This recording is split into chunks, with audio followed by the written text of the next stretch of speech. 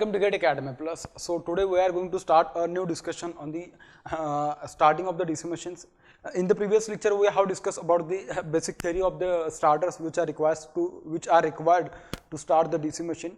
In this particular lecture we are going to see the practical applications of this starter. Whenever you want to start the motor, then what kind of resistances are required to start the motor in order to limit the starting current.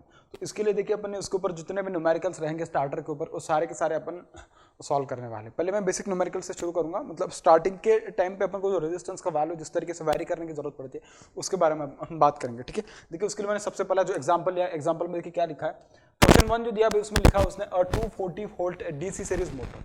सबसे पहली बात क्या, कौन सा motor दिया है? DC series motor दिया है। It takes 40 ampere. कितना करंट ले रही है तुम्हारी मोटर? 40 एम्पियर ले रही। When giving its rated output at 1500 rpm, rated output कितने पे आ रहा है भाई? 1500 rpm पे आ रहा है। मोटर तब कितना करंट ले रही है? 40 एम्पियर ले रही है। अगर 40 एम्पियर ले रही है और रेटेड स्पीड पे अगर बात करें तो obviously this current will also be rated current. ठीक है, it's resistance is 0.3 ohm. Resistance कितना दिया है? Armature resistance. अब उसने कुछ बोला नहीं तो डीसी सीरीज मशीन का टोटल रेजिस्टेंस के बारे में बात करें, it means it is the resistance of field winding and the resistance of armature winding. ठीक है, find the value of the resistance that must be added in series to obtain the rated torque at starting and at 1000 rpm। इस type से उसने question पूछा अपन को। ठीक है, वो बोल रहा है कि अगर अपन को स्टार्टिंग पे रेटेड टॉर्क अगर अपन को ऑब्टेन करना है तो उसके लिए आर्मेचर के सीरीज में कितना रेजिस्टेंस ऐड करना चाहिए, उसके वैल्यू कितने होगी बेसिकली वो पूछ रहा है ऐसा। सबसे पहले क्या करोगे बेटा, आप जितना भी डेटा गिवन है पूरा का पूरा डेटा लिख लोगे, उसके बाद क्वेश्चन को आप क्या करोगे? अप्रोच करोगे। ठीक है, देखिए क्वेश्चन में उसने क्या बोला, 240 वोल्ट डीसी सीरीज मोटर। तो टर्मिनल वोल्टेज मशीन का कितना होगा? सप्लाई वोल्टेज कितना है? डीसी सीरीज मोटर है तो this is supply voltage which is equals to 240 volt. ठीक है, इट टेक्स 40 एम्पियर। तो आर्मेचर करंट का वैल्यू कितना होगा भाई? Armature current is equals to line current is equals to field current, it is equals to what? 40 ampere. समझ में आ रही बात?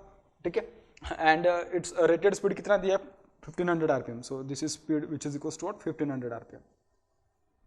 ठीक है, आगे वो बोला है कि इट्स रेजिस्टेंस इज 0.3 ओम। तो armature resistance plus series field winding resistance कितना दिया है? 0.3 ओम दिया है। ठीक है, और पूछ रहा है कि find the value of the resistance that must be added in series to obtain the rated torque at starting. Starting पे अगर अपन को रेटेड टॉर्क चाहिए तो उसके लिए कितना रेजिस्टेंस मोटर में ऐड करना पड़ेगा, उसके बारे में अपन को पूछ रहा है। तो देखिए मैं क्या करूंगा, दो कंडीशंस कंसिडर करूंगा, एक केस 1, लेकिन केस 1 ही मेरे हिसाब से ज्यादा बेटर रहेगी। हाँ ठीक है, केस 1 किसके लिए? स्टार्टिंग पे अगर मुझे उसको चाहिए तो उसके लिए कितना, मतलब इसके लिए कितना उसका वैल्यू चाहिए रेजिस्टेंस का। ठीक है, तो पहले उसके बारे में बात करते हैं। केस 1 मतलब क्या? At starting. Case 1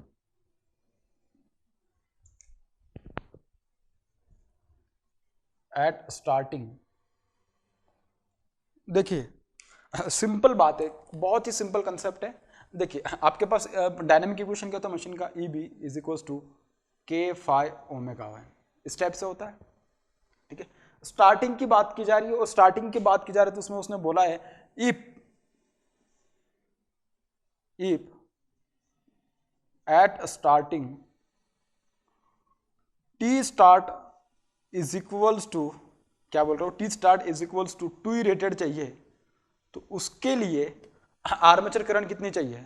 armature current कैसे? देखिए ये क्या है आपके पास? टी स्टार्ट है ना, this is equals to what? इसको अगर मैं लिखूं तो किस तरीके से आएगा? This will become k times of phi multiply by I A. Similarly this will be k times of phi multiply by what?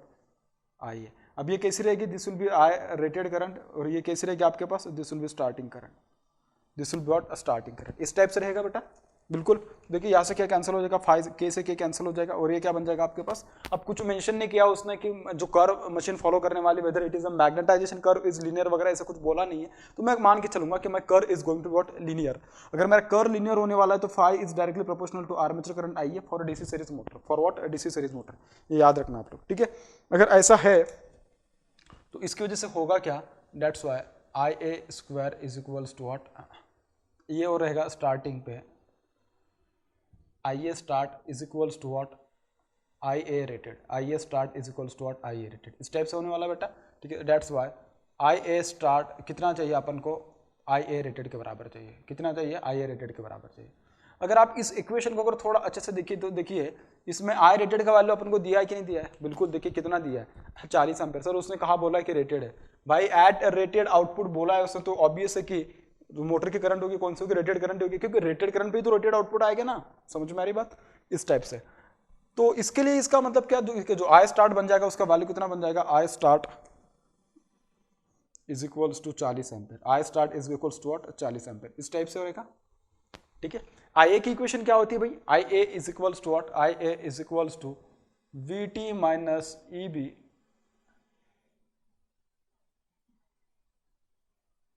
Vt minus E B divided by R A plus what, R A C, normal equation रहती है। लेकिन उसने क्या बोला, उसने बोला है कि इसमें एक्सटर्नल रेजिस्टेंस इस तरीके से ऐड करें कि ये वाली जो करंट की वैल्यू होगी this will be equals to what, at starting पे इसका वैल्यू किसके बराबर होगा, रेटेड के बराबर होगा, किसके बराबर होगा, रेटेड के बराबर होगा, और रेटेड का वैल्यू दोनों को तो सेम ही है। तो इसमें उसने बोला है कि I start is equals to what, I rated, I start is equals to V T minus E B divided by R A plus R S E plus what, resistance R. ये क्या है, एक्सटर्नल रेजिस्टेंस आर है, क्या externally आप उसको add करने वाले इस तरीके से। तो इस तरीके से अगर ऐड करने वाले तो देखिए मेरे पास इसका आर्मेचर करंट का वैल्यू है बिल्कुल सही है, मेरे पास वीटी का वैल्यू है बिल्कुल सही है, मेरे पास आर ए का है, आर एस सी का है, ईबी और आर एक्सटर्नल इन दोनों का वैल्यूज नहीं है, मेरे पास किसका किसका वैल्यू नहीं है, ईबी और आर एक्सटर्नल इन दोनों का वैल्यू नहीं। तो ईबी को पहले निकाल लेते, उसके बाद में आर एक्सटर्नल की बात करेंगे।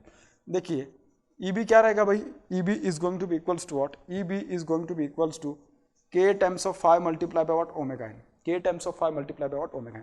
बट आप मुझे एक बात बताओ, स्टार्टिंग पे मशीन का स्पीड कितना होता है, स्टार्टिंग पे मोटर का स्पीड, डीसी सीरीज मोटर का स्पीड स्टार्टिंग पे कितना होगा, स्टार्टिंग पे तो करंट जीरो, सॉरी स्टार्टिंग पे स्पीड कितनी रहेगी आपके पास, फ्लक्स तो रहेगा, लेकिन स्पीड कितनी रहेगी स्टार्टिंग पे, at starting condition the speed will be zero, speed will be what, zero, at starting speed will be 0, that's why EB is equals to K multiply by 5 multiply by 0। तो EB का value कितना हो जाएगा बेटा, 0 volt हो जाएगा। तो starting पे EB का वैल्यू कितना आ जाएगा, 0। अगर 0 वोल्ट आ जाएगा तो बाकी इक्वेशन तो आप आराम से सॉल्व कर ही सकते हो। अभी कैसे, अरे इसमें क्या बात है, कर ही लिया होगा मेरे हिसाब से आपने, तो होशियार लड़के आप लोग तो। ठीक है, 240 minus 0 divided by armature resistance दिया उसने, दोनों मिला के 0.3 divided by R external, divided by R external. तो ये देखिए कितना बन जाएगा, 0.3 plus R external is equals to 240 divided by what, 40, इस टाइप से। तो ये कैंसिल इस टाइप से। So 0.3 plus R external is equals to this will become what, 6, तो ये बन जाएगा कितना, 6। So R external is equals to 6 minus 0.3। ठीक है, आर एक्स मतलब क्या, आर एक्सटर्नल। ठीक है, इसको मैं पूरा नहीं लिख रहा हूँ, this will become what, 5.71, this will become what, this will become 5.71। ये आ रहा है किसका वैल्यू बेटा, this is the value of the external resistance, this is the value of what, external resistance, कि जिसको आपको मोटर के सीरीज में ऐड करना पड़ेगा, आर्मेचर के सीरीज में। अगर आपको उस मोटर का स्पीड अगर क्या करना है, सॉरी उस मोटर को जो स्टार्टिंग पे जो उसका रेटेड पे जो उसका जितना आउटपुट आता है वो आउटपुट अगर आप स्टार्टिंग पे चाहते हैं तो उसके सीरीज में आपको कितना रेजिस्टेंस ऐड करना पड़ेगा, 5.7। ठीक है, अब बात करते हैं केस 2 के बारे में। केस 2 के लिए उसने क्या बोला, उसने बोला है मुझे वही आउटपुट चाहिए, रेटेड आउटपुट ही चाहिए, लेकिन कहाँ पे, मुझे 1000 आरपीएम पे चाहिए। कहाँ पे चाहिए, मुझे 1000 आरपीएम पे चाहिए। अगर वही आउटपुट मुझे अगर 1000 आरपीएम पे चाहिए तो भाई 1000 आरपीएम पे मुझे बात करनी पड़ेगी कि 1000 आरपीएम के लिए ईबी का वैल्यू कितना चाहिए, क्योंकि यही इक्वेशन उसको सेटिस्फाई करेगी, यही वाली, मतलब कि जब आर एक्सटर्नल ऐड करेंगे। लेकिन ये जो ईबी आएगा, this EB will be at what, this EB will be at 1000 RPM. पहले ईबी एट 1000 आरपीएम अगर अपन ने पता कर लिया, ईबी एट 1500 आरपीएम पता किया है, बिल्कुल नहीं पता क्या, तो ईबी एट 1500 आरपीएम पे पता कर लेते। देखिए कैसे पता करोगे। So first of all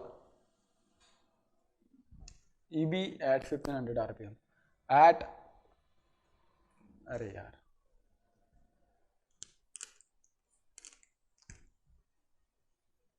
at 1500 RPM EB is equals to VT minus I A R A, VT minus what, I R A. VT का वैल्यू 240 माइनस 40 मल्टीप्लाई बाय 0.3। ठीक है, this is like 240 minus this will become what, 12। तो बन जाएगा आपके पास कितना, this will become 228 volt. This is the value of what, EB. EB का कहाँ पे वैल्यू है, the value of EB is at 1000 RPM, sorry 1500 RPM. अगर ईबी का वैल्यू अपने 1500 आरपीएम पे निकाल लिया, अब मैं बात करूंगा एट 1000 आरपीएम पे मुझे देखना है कि ईबी का वैल्यू कितना आ रहा है, कहाँ पे, 1000 आरपीएम पे। ठीक है, तो क्या करोगे, EB is equals to K5 multiply by what, omega n K phi multiply by what omega n, इस टाइप से किया, ठीक है। तो EB1 divided by EB2 is equals to K phi multiply by, ठीक है, मैं उसको N1 लिख के फॉर्म में लिखता हूँ अभी, N1 डिवाइडेड बाय N2। अब आप में से कुछ लोग बोलेंगे कि सर ये 1000 RPM पे उसका वैल्यू कितना आना चाहिए। अगर आप चाहते हो कि स्टार्टिंग पे जितना टॉर्क आ रहा है वही टॉर्क कहाँ पे आइए, स्टार्टिंग की जगह पे अपन को कहाँ पे चाहिए 1000 RPM पे जो टॉर्क आएगा वही टॉर्क कहाँ पे आना चाहिए 1500 RPM पे आना चाहिए। तो उसके लिए क्या लगेगा, दोनों मतलब जो 1000 RPM पे जो करंट आएगी वही करंट कहाँ पे मुझे आनी चाहिए, वही करंट मुझे 1500 RPM पे आनी चाहिए। तो इसका मतलब अल्टीमेटली दोनों, उस केस में सेकंड केस में भी जो करंट का वैल्यू आएगा वो भी 40 एम्पियर ही रहेगा। अगर 40 एम्पियर रहेगा तो फाई और phi these are both are directly proportional to armature current, ठीक है। अगर दोनों डायरेक्टली प्रोपोर्शनल रहेंगे तो बेटा ये दोनों क्या हो जाएंगे, कैंसिल हो जाएंगे, दोनों क्या हो जाएंगे, कैंसिल। तो ये वाली जो एक्सप्रेशन है this will be modified in this way, this will be what modified in this way, इस टाइप से रहेगी। EB1 का वैल्यू कितना है 228, so this is 228 divided by EB2, this is equals to N1 का वैल्यू 1500 RPM, N2 का value है 1000 RPM। तो ये जो मॉडिफाई होकर आपके पास आ जाएगा 3/2, this will be modified, it will come about what 3/2 के बराबर आ गया। सो जो EB2 का जो वैल्यू रहेगा आपके पास, this is going to be 2 multiply by 228, ठीक है, डिवाइडेड बाय व्हाट 3, इस टाइप से रहेगा। तो इसको देखिए अगर मैं डिवाइड कर दूँ, 3 7 21, बचे कितना 1 मतलब 18, 3 6 70, 3 6 18, ठीक है। तो ये बन जाएगा आपके पास, इसको अगर मैं निकालूं 152 वोल्ट, कितना बन गया है 152 वोल्ट, इसके बराबर बन गया, बिल्कुल सही है भाई, कितना आ गया 152 वोल्ट आ गया, ठीक है, इस तरीके से आ गया। अब मेरे पास अगर उसका वैल्यू आ गया तो भाई मुझे यहाँ पे सॉल्व करना भी डिफिकल्ट बिल्कुल कुछ नहीं है, ठीक है। इस इक्वेशन को यूज करके मैं यहाँ पे उसको सॉल्व करने वाला हूँ, ठीक है।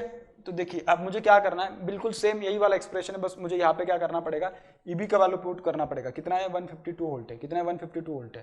तो ये कितना बन जाएगा 40 multiply by 0.3 plus RX is equals to, ये कितना आ जाएगा भाई आपके पास, मेरे पास कैलकुलेटर में उसको सॉल्व कर देता हूँ आपको।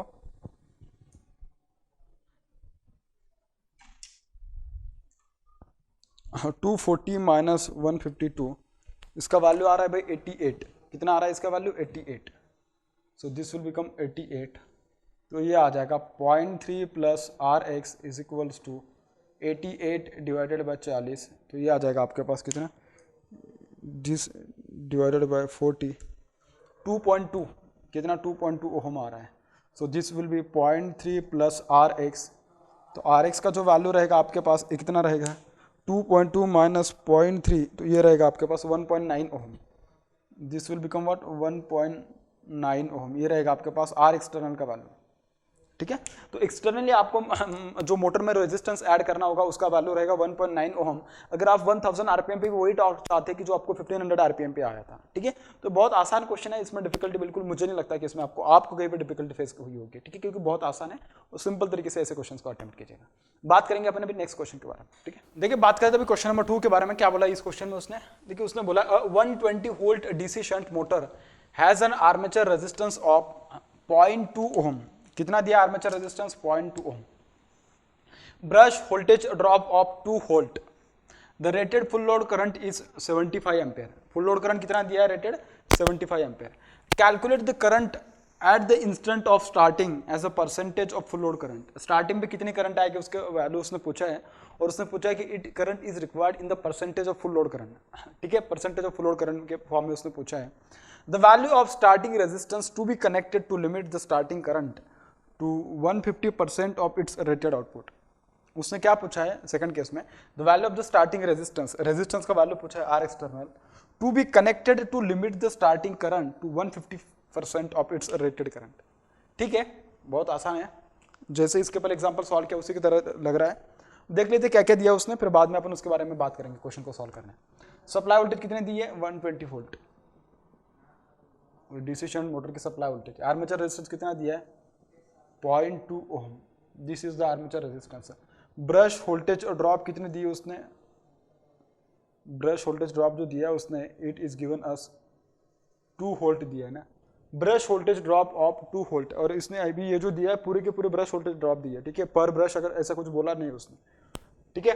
फुल लोड करंट कितने दिए उसने IFL the rated full load current is 75 ampere. अब इसमें देखना बच्चे कहाँ पे गलती करेंगे बेटा, इसने जो बोला नहीं, उसने बोला नहीं कि लाइन करंट है या आर्मेचर करंट है, अभी शंट फील्ड रेजिस्टेंस उसने दिया नहीं, तो डायरेक्टली आप इसको armature resistance sorry armature current consider करोगे। कौन सी करंट कंसिडर करोगे?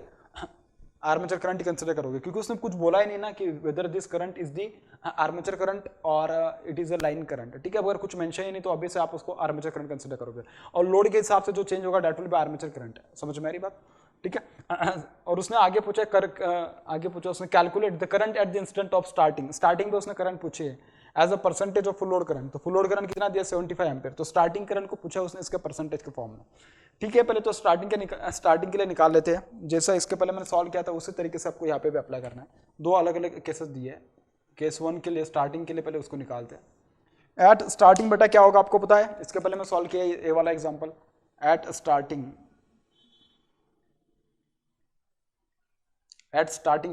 पे क्या होगा? स्पीड कैसे होगी आपके पास? 0 होगी। बिल्कुल सही है। अगर स्टार्टिंग पे आपकी स्पीड अगर 0 हुई है तो मुझे एक बात बोलो, ईबी का वैल्यू कितना होगा? ईबी भी तो 0 हो जाएगा क्योंकि स्पीड ही 0 है, तो के फाई ओमेगा एन। ठीक है, अगर स्पीड ही 0 हो जाएगी तो के फाई क्या हो जाएगा? के फाई का वैल्यू कितना भी हो जाए, EB will also become what? 0। तो ईबी का वैल्यू कितना हो जाएगा भाई? 0 वोल्ट होगा एट स्टार्टिंग। ठीक है, अगर ईबी का वैल्यू 0 वोल्ट होगा तो देखिए आर्मेचर करंट कितनी आएगी अभी? Armature current IA is equals to, ठीक है, पहले मैं उसकी फॉर्म में एक्चुअल फॉर्म में उसकी करंट लिख देता हूँ। ठीक है, मोटर है, VT is equals to EB plus IARA plus what? Brush voltage drop VB। ये तो 0 हो गया है। ठीक है, तो IA का वैल्यू कितना होगा? IA is equals to VT minus VB divided by RA। अब उसने क्या बोला है? ये जो आर्मेचर करंट जो उसने बोली है इसका वैल्यू कितना चाहिए? This armature current IA should be equals to what? It is equals to what? Current at the instant of starting पूछा है उसने। ठीक है, बिल्कुल कुछ बोला नहीं, नॉर्मल उसने पूछा है इसका स्टार्टिंग पे कितना करंट आएगा ऐसा उसने पूछा है। ठीक है, सिंपल केस पूछी उसने। तो VT का वैल्यू कितना है भाई? स्टार्टिंग पे 120 वोल्ट है, सॉरी स्टार्टिंग पे नहीं, कांस्टेंट ही रहेगा, सप्लाई वोल्टेज ही है। और ब्रश वोल्टेज ड्रॉप कितना दिए है? 2 volt divided by armature resistance कितना दिया है? 0.2। तो ये देखिए कितना आ जाएगा? ये आ जाएगा armature current IA is equals to, this is 118 multiply by 0.2 मतलब क्या बन जाएगा? 5। ठीक है, तो इसको अगर आप सॉल्व करोगे तो देखिए कितना बन जाएगा आपके पास? 590 आ जाएगा ऐसा मुझे लगता है। ठीक है, आर्मेचर करंट कितनी आ जाएगी? 590 एम्पियर। समझ में आ रही बात? तो देखिए जो स्टार्टिंग में करंट आ रही है उसका वैल्यू कितना? 590 एम्पियर आ रही है। कितनी आ रही है? 590 एम्पियर आ रही है। अब देखिए उसने बोला क्या है? उसने पूछा है कि calculate the current at the instant of starting as a percentage of full load current. तो अपन ने तो स्टार्टिंग करंट निकाल लिया, लेकिन उसने क्या पूछा है? इसके परसेंटेज में पूछा है। किसमें? Percentage of full load current पूछा है। इसका मतलब क्या? वो अपन को पूछ रहे armature current in percentage of what? Full load current. लेकिन ये कौन सी करंट है? स्टार्टिंग करंट है। Starting current in terms of what? full load current. Actually this is also the armature current, but this is at full load and this is what? Starting. तो इसका value कितना है? This is 590 ampere at a percentage of मतलब with respect to 75 multiply by 100। ठीक है, percentage में पूछा है इसके लिए। इसका वैल्यू आ जाएगा 786.666। ठीक है, कितना आ जाएगा? 786.666 ये आ जाएगा उसका वैल्यू। ठीक है, अब देखिए उसने केस 2 के बारे में उसने बोला है। तो क्या बोला है? The value of the starting resistance to be connected to limit the current to 150% of its rated current। इसका मतलब क्या? देखिए स्टार्टिंग में आपके पास यहाँ पे जो करंट आ रही कितनी आ रही बेटा? केस सेकंड के लिए देख लेते हैं। केस 2 स्टार्टिंग में जो करंट आ रही है IA स्टार्ट, इसका वैल्यू कितना है स्टार्टिंग में? This is 590 ampere. कितना है? 590 एम्पियर। अब मुझे उसको क्या करना है? 590 एम्पियर से मुझे उसको रिड्यूस करना है, और रिड्यूस करके मुझे उसको कहाँ तक लेके आना है? मुझे आई स्टार्ट का वैल्यू लेके आना है 150% ऑफ क्या? 150% of I full load. 150% of what? I full load. इतना लेके आना है मुझे। ठीक है, अगर इतना मुझे चाहिए तो दिस इज 1.5 मल्टीप्लाई बाय 75। इतना चाहिए 150% मतलब क्या? 1.5 times of the rated full load current. ठीक है, तो ये आ जाएगा आपके पास 112.5 एम्पियर। ये आ जाएगी उसकी क्या? Starting current. ये क्या आ जाएगी? स्टार्टिंग करंट आ जाएगी आई स्टार्ट। लेकिन ये स्टार्टिंग करंट अगर अपन को कम करनी है, मतलब क्या 590 एम्पियर से अगर अपन उसको 112.5 एम्पियर तक लाने की बात कर रहे हैं, इसका मतलब करंट कम हो रही है, इसका मतलब रेजिस्टेंस को बढ़ाना पड़ेगा। अब रेजिस्टेंस किस तरीके से बढ़ाओगे, देखिए आप आर्मेचर के सर्किट में क्या करने वाले, उसमें रेजिस्टेंस ऐड कर दोगे, इसमें क्या करोगे, रेजिस्टेंस ऐड कर दोगे। जैसे भी आपने इसका रेजिस्टेंस बढ़ा दिया तो आर्मेचर करंट क्या हो जाएगी, कम हो जाएगी। आर्मेचर करंट क्या हो जाएगी, कम हो जाएगी। तो वो कहां से कहां कम हो जाएगी, वो 590 एम्पियर से कहां तक आ जाएगी, 112.5 एम्पियर तक आ जाएगी। तो देखते हैं कि भाई इसका एक्चुअल वैल्यू कितना आएगा, उसके बारे में बात कर लेते हो। This is what, this is armature current is equals to Vt, और स्टार्टिंग पे उसने बोला तो अभी से Eb का वैल्यू 0 ही रहेगा, Vt minus Vb divided by Ra। अब अपन को उसमें रेजिस्टेंस ऐड करना है इस तरीके से कि उसका वैल्यू रिड्यूस हो जाए 112.5 एम्पियर तक, प्लस व्हाट Rx। इस टाइप से आर्मेचर करंट कितनी है, 112.5, this is equals to Vt which is equals to 120 minus 2 divided by armature resistance is 0.2 plus what Rx। इस टाइप से तो ये आ जाएगा आपके पास 0.2 plus Rx is equals to 118 divided by 112.5, कितना 118 डिवाइडेड बाय 112.5, ठीक है। तो ये आ जाएगा 0.2 plus Rx is equals to, इसका वैल्यू कितना आ जाएगा, इसको अगर सॉल्व करोगे दिस विल बी 1.04888 ओह, इस तरीके से आ जाएगा। आप इसको एक बार फिर से कैलकुलेट कर लीजिएगा, कहीं पे अगर गलती हो जाए तो ये बन जाएगा 0.2 प्लस सॉरी Rx डायरेक्टली लिखता हूँ, Rx is equals to 1.04888 minus 0.2, तो देखिए कितना हो जाएगा आपके पास, दिस विल बी, मेरे पास कैलकुलेटर है, मैं उसको कैलकुलेटर से निकाल लेते हैं, पॉइंट के इसमें कहीं पे गलत ना हो जाए भाई, ठीक है। तो इसका जो वैल्यू होगा basically 1.0488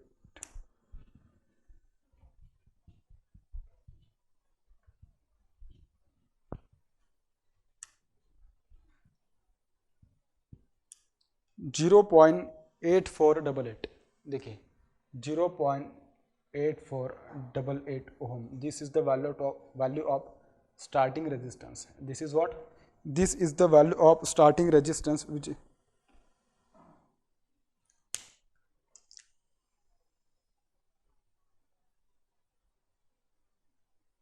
correct 0.8488 ohm. This is the value of what, external resistance which should be added in series with the armature circuit so as to reduce the starting current from 590 ampere to 112.5 ampere, ठीक है। तो बहुत आसान question था, इसको बहुत आपको अच्छे से धीरे धीरे उसको देखना है, मतलब धीरे धीरे सॉल्व करना है, क्योंकि इसमें बच्चे यहाँ पे गलती कर देंगे, ब्रश वोल्टेज ड्रॉप अगर नहीं लिया तो आंसर आपका क्या हो जाएगा, गलत हो जाएगा। इसको बहुत अच्छे से देखना है और बाद में क्वेश्चन को आपको अच्छे से सॉल्व करना है, ठीक है। देखिए बात करते हैं नेक्स्ट क्वेश्चन के बारे में, क्या बोला है क्वेश्चन में, और 230 वोल्ट डीसी शंट मोटर, कौन सा मोटर दिया है, 230 volt DC shunt motor has an armature resistance of 0.4 ohm, the starting armature current must not exceed 45 ampere. क्या बोला उसने, the starting armature current, starting में ही तो ज्यादा करंट होगी, सबसे ज्यादा मैक्सिमम करंट स्टार्टिंग में आ जाएगी। इसका मतलब क्या, the starting armature current must not exceed 45 ampere, इसका मतलब क्या, this is the maximum current, this is what, this is the maximum current. If the number of sections are 5, कितने स्लट दिए, 5, calculate the value of the resistance steps to be used in the starter, to be used in the what, starter, इस type से उसने पूछा, ठीक है। तो देखिए अब अपन क्या किस तरीके से उसको सॉल्व करेंगे, क्या करोगे, गिवन लिखोगे, ठीक है। अब इसमें देखते हैं कि एक एक स्टेप में कितना रेजिस्टेंस ऐड करना है, उसके बारे में देख लेते हैं। लेकिन पहले अपन जो गिवन है उसको लिखेंगे अपने जो कन्वेंशनल अप्रोच उस टाइप से। This is 230 volt shunt motor has an armature resistance Ra 0.4 ओम, ठीक है। The starting armature current must not exceed 45 ampere, so this is the Ia max, this is the maximum armature current which is equals to 45 ampere. If the number of sections are 5, the power of n, the n is 5. Calculate the value of the resistance steps, ठीक है। इस type से उसने पूछा, बहुत आसान है। सबसे पहले आप क्या करोगे, देखिए value of the R1 will be what, R1 का वैल्यू निकालोगे, जो टोटल सबसे ज्यादा बड़ा जो रेजिस्टेंस होगा उसका वैल्यू निकालोगे, ठीक है। R1 का वैल्यू कितना होगा, R1 will be Vt upon I max, Ia max का वैल्यू बनेगा मैक्सिमम आर्मेचर करंट, स्टार्टिंग वाली जो करंट होगी, इतना जानते हो।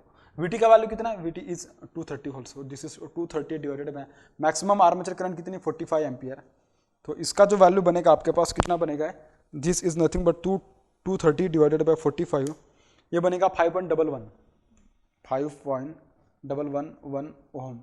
This is R1, this is the value of R1, ये किसका वैल्यू, R1 का वैल्यू, ठीक है।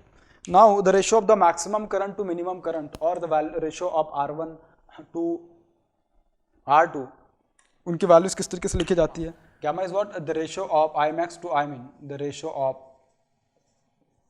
gamma which is equals to Imax to Imin, ठीक है। और gamma को अपन किस तरीके से लिखते हैं, gamma is equals to R1 upon RA, इसका पावर क्या, इसका पावर 1/n, इसका पावर क्या लिखते हैं अपन, 1/n लिखते हैं, ठीक है।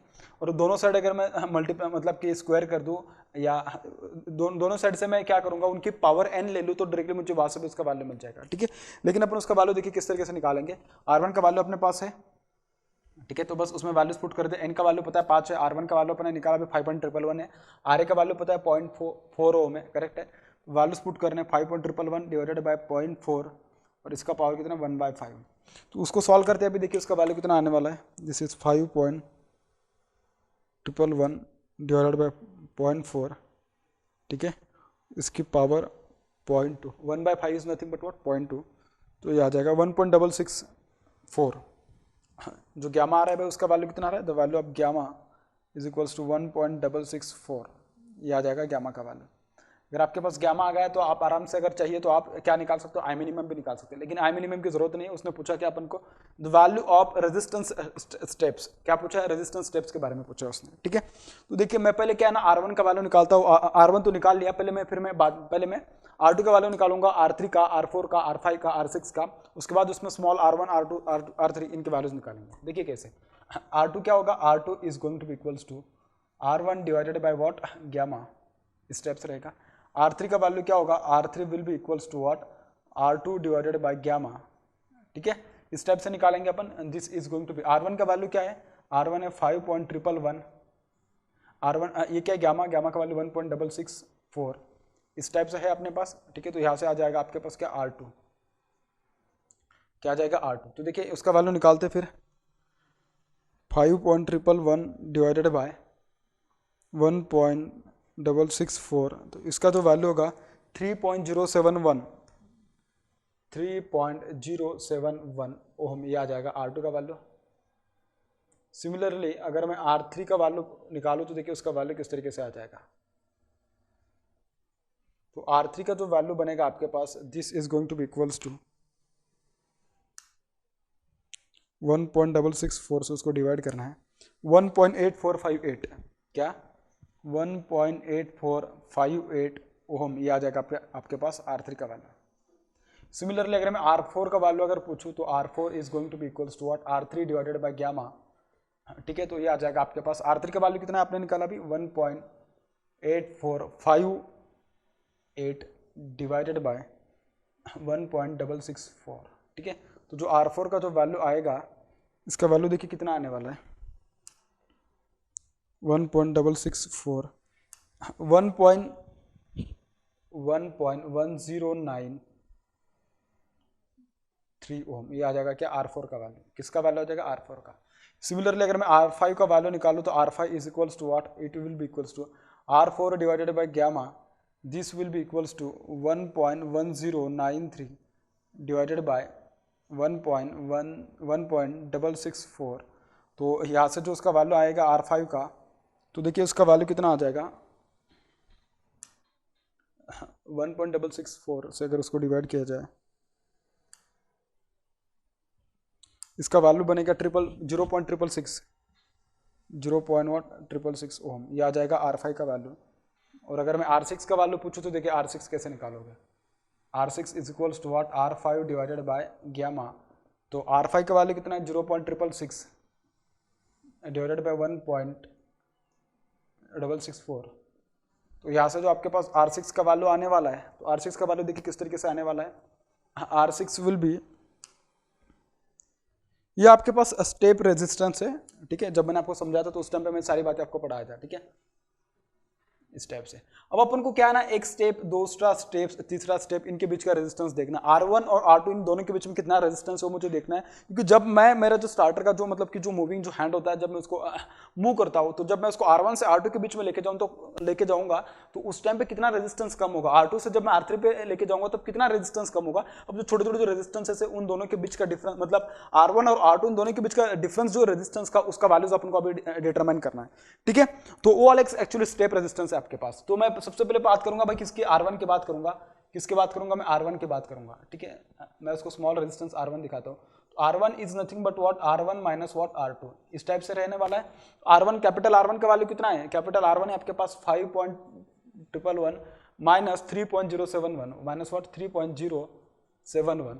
तो आपके पास जो R1 का वैल्यू आने वाला है, R1 का वैल्यू देखिए बेटा कितना आने वाला है, दिस इज 5.111 माइनस 3.071, ये बनेगा 2.04 ohm, this will be 2.04 ohm, this will be the value of what, R1, ये R1 का वैल्यू होने वाला है। और ये उसने पूछा बेसिकली, ऐसे 5 स्टेप्स के रेजिस्टेंस उसने पूछे। उसके बाद जो R2 का वैल्यू आएगा, R2 will be what, it will B R2 minus R3, it will be what, it will B R2 minus R3। R2 का वैल्यू पता है अपन को बिल्कुल, क्या दिया है 3.071 माइनस R3 का वैल्यू कितना है, इट इज 1.8458, करेक्ट है, बिल्कुल सही है। तो यहाँ से अगर मैं उसके वैल्यूज देखूँ तो देखिए कितना आने वाला है, 3.071 माइनस 1.8458, इसका वैल्यू है 1.2252, कितना है R2 का जो वैल्यू है, दिस इज 1.2252 ओम, ये आने वाला है भाई R2 का वैल्यू। R3 का वैल्यू देख लेते हैं अभी, R3 का वैल्यू कितना आने वाला है, R3 क्या आएगा आपके पास, R3 माइनस R4 आएगा, बिल्कुल। सो this will B R3 minus R4। तो R3 का वैल्यू क्या है भाई, R3 इज 1.8458 माइनस R4 का जो वैल्यू आपके पास, इट इज 1.1093 ओम है, ठीक है। So this is 1.1093।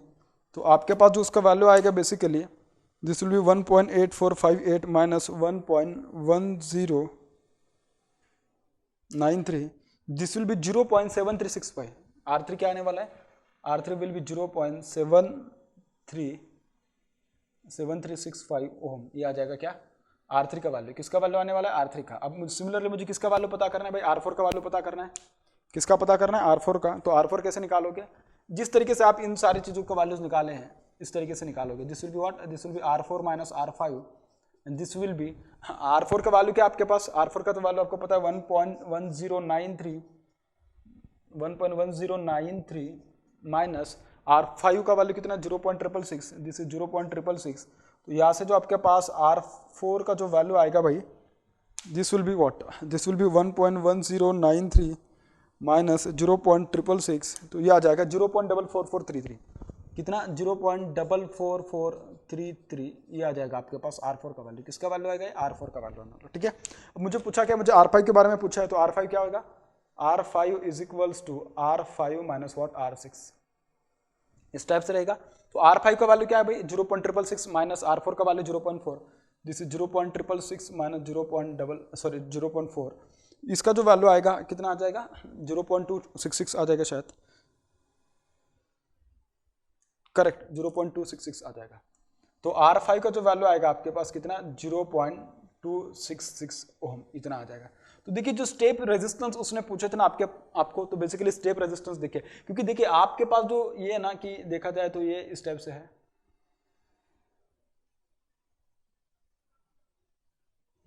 तो ये R1 है, उसके बाद ये R2 है, उसके बाद ये R3 है, उसके बाद ये R4 है, उसके बाद what, this is nothing but R5, इस टाइप से।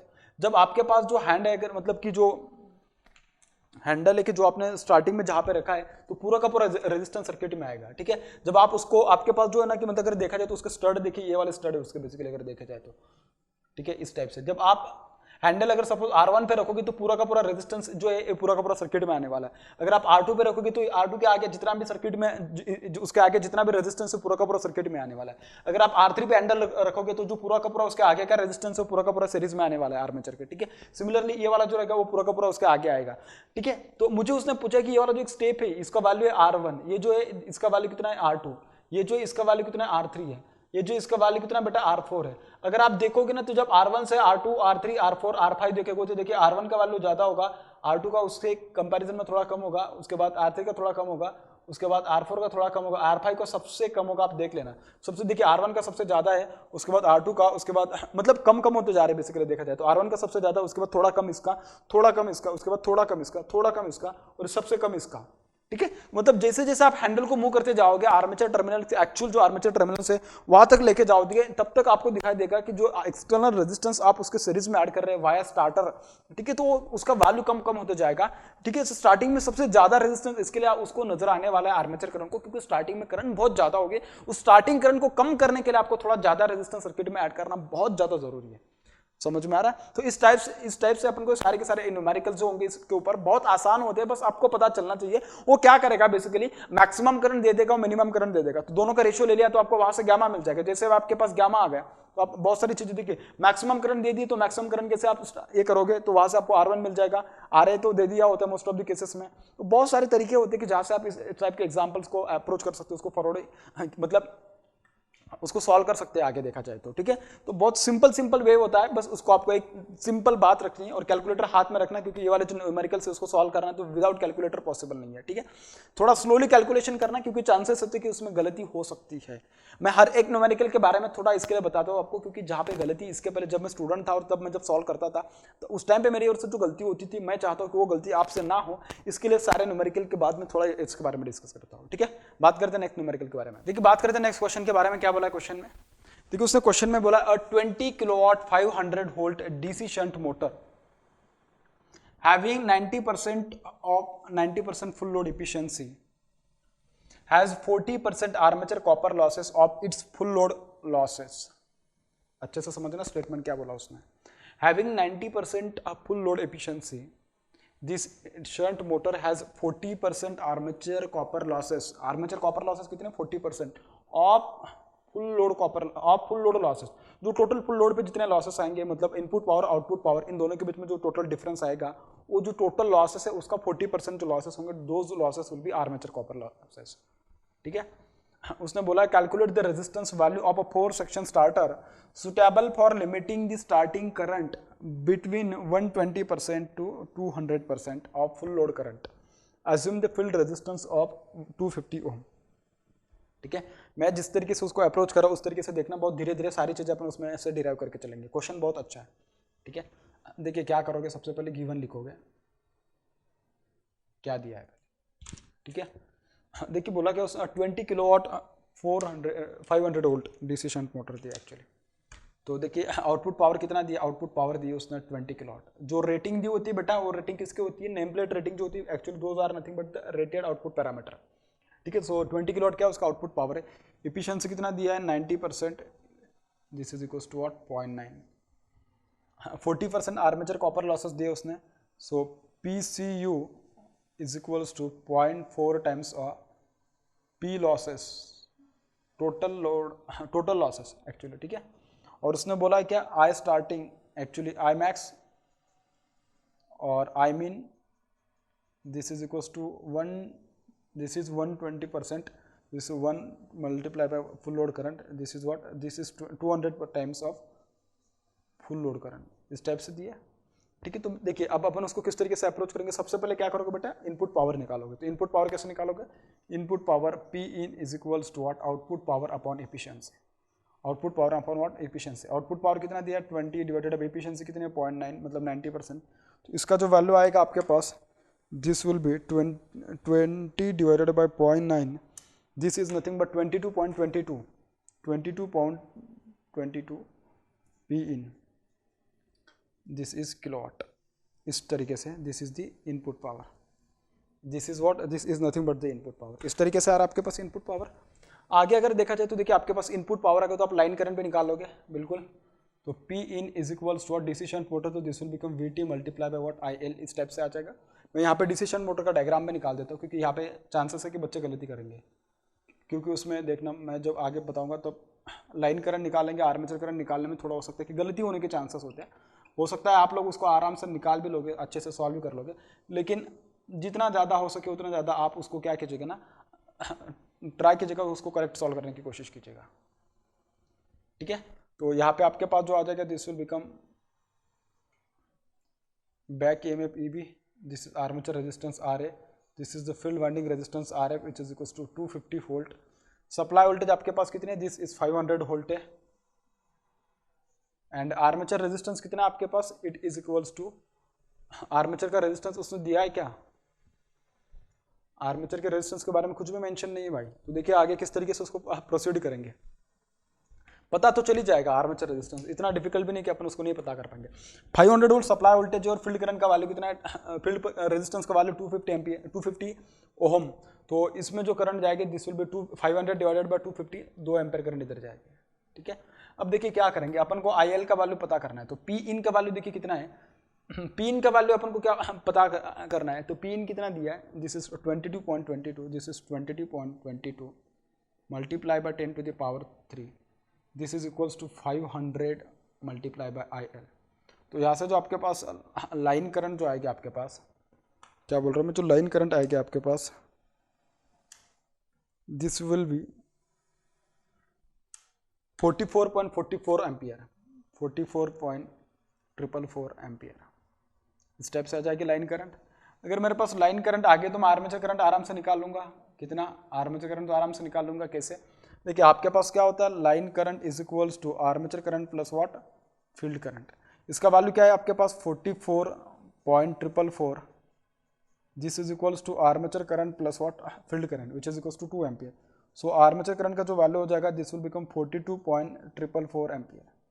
कितना आ जाएगा, दिस विल बिकम 42.444 एम्पियर, ठीक है। This is the value of what, armature current. आपके पास आर्मेचर करंट आ गया, ये सब वैल्यूज तो आपके पास आई गई है।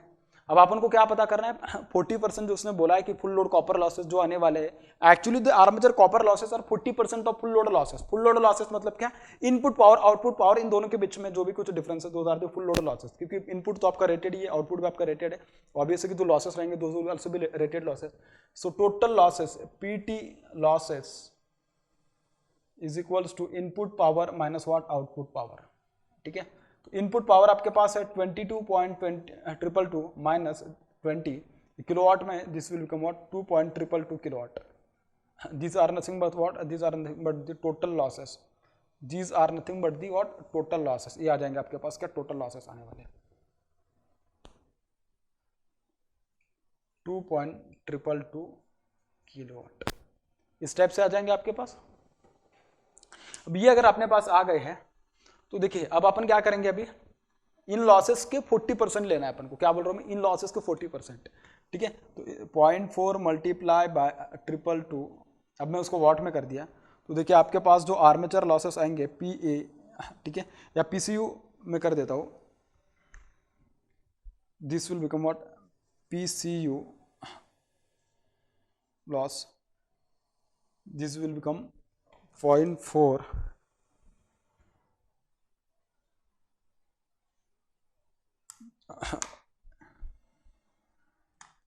2.222 multiply by 1000 multiply by 0.4 888.8 watt. These are the total copper losses. These are nothing but what? These are the total copper losses. इतना समझ में आ गया।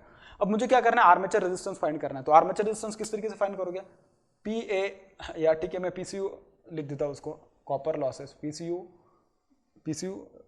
Is equals to what, armature current का square multiply by armature resistance, ठीक है।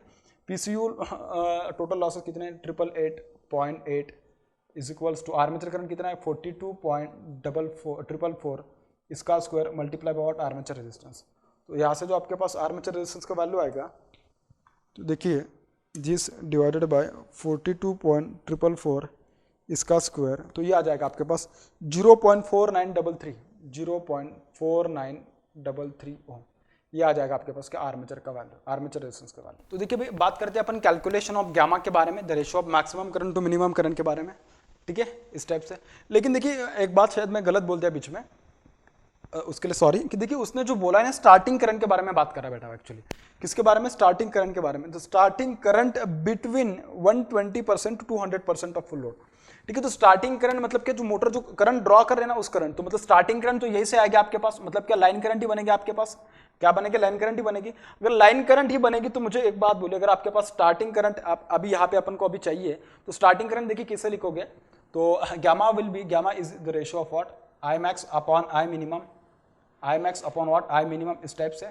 I max is what, it is 200% of full load current. अब to full load current क्या होगा आपके पास, फुल लोड स्टार्टिंग करंट होगा ना, फुल लोड स्टार्टिंग करंट. तो full load starting current will be what, I line में लिख रहा हूँ उसको, divided by what 120% of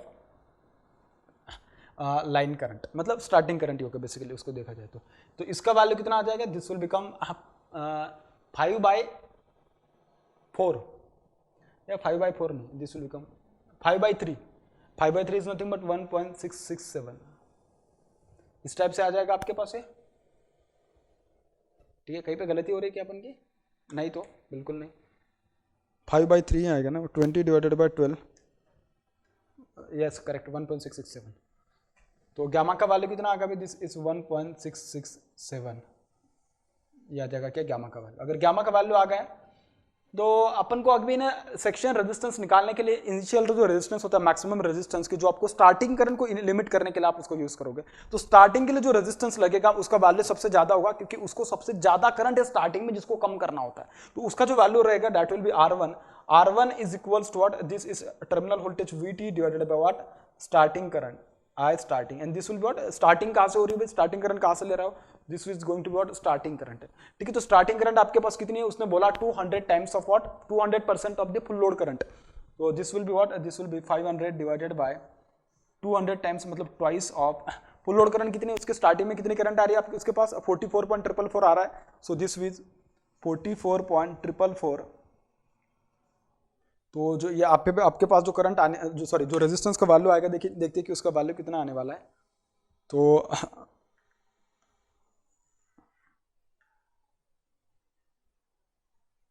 500 divided bye 2 multiply bye 5.625, कितना R1 का जो वैल्यू आ रहा है, R1 is equals to 5.625 Om.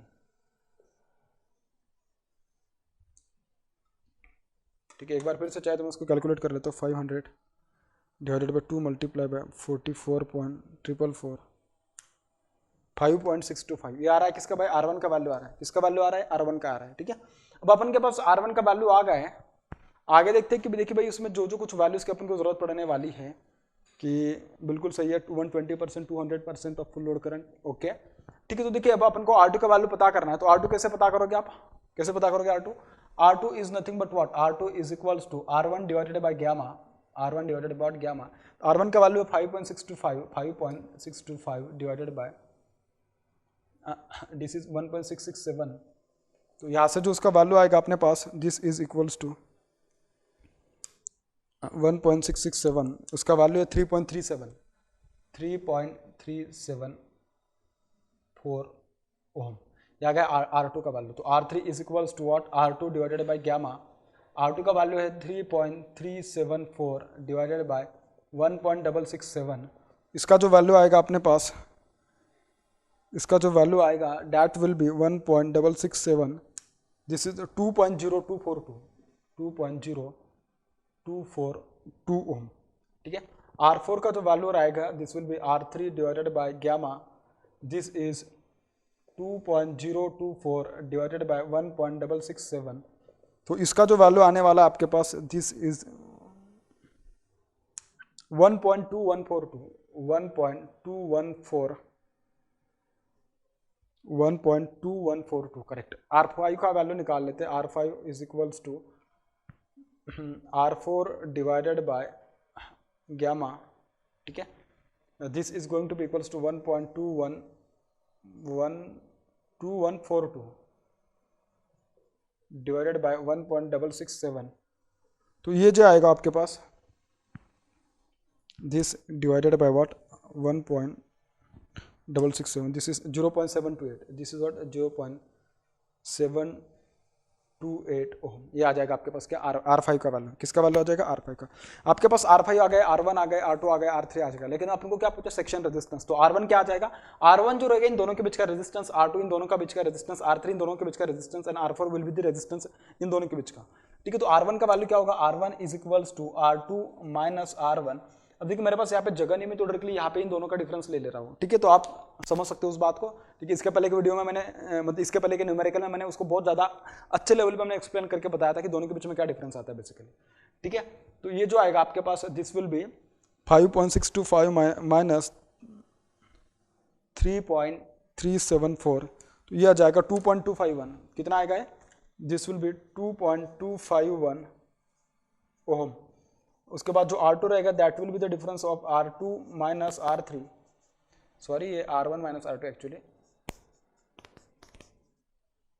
Sorry इसको कर लीजिएगा, this will become R2 minus R3। तो R2 के आपके पास this is 3.374 minus 2.024, this is 1.35 ohm, this is what, this is 1.35 Om.